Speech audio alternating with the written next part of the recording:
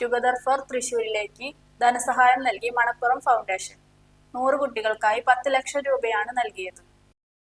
Covid മഹാമാരി മൂലം മാതാപിതാക്കളെ നഷ്ടമായ ജില്ലയിലെ കുട്ടികളുടെ തുടർ വിദ്യാഭ്യാസം ഉറപ്പുവരുത്തുക എന്ന ലക്ഷ്യത്തോടെ ജില്ലാ കളക്ടർ കൃഷ്ണതേജ IAS നടപ്പിലാക്കിയ വിദ്യാഭ്യാസ സഹായ പദ്ധതി ടുഗദർ ഫോർ തൃശൂരിലേക്ക് 10 ലക്ഷം രൂപ നൽകി മണപ്പുറം ഫൗണ്ടേഷൻ. ആകെ 100 കുട്ടികൾക്കാണ് സഹായം ലഭിച്ചത്.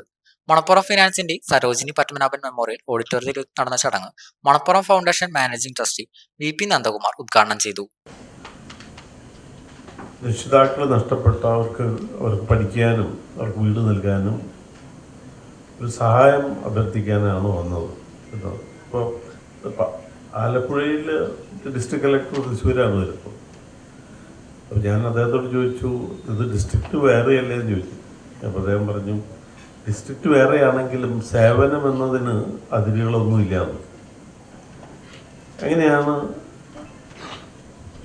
മണപ്പുറം ഫൗണ്ടേഷൻ ഞാനുമായിട്ട് അദ്ദേഹം ബന്ധം സ്ഥാപിക്കുന്നത് ഈ കാര്യങ്ങൾക്കാണ്.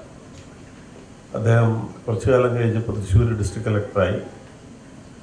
അപ്പോഴും ഇങ്ങനെയുള്ള സേവനങ്ങളുടെ കാര്യങ്ങളായിട്ട് ഇടയ്ക്കിടയ്ക്ക് അദ്ദേഹം പല പദ്ധതികൾ അയക്കും. അപ്പോൾ ചെയ്യാൻ പറ്റുന്നതൊക്കെ നമ്മൾ ചെയ്യുകയും ചെയ്യും. മഹാമാരി ദുരിതം വിതച്ച കുട്ടികൾക്ക് പിന്തുണ നൽകുക എന്ന ലക്ഷ്യത്തോടെയാണ് തൃശൂർ ജില്ലാ കളക്ടർ കൃഷ്ണതേജ IAS ഈ പദ്ധതി ആരംഭിച്ചത്.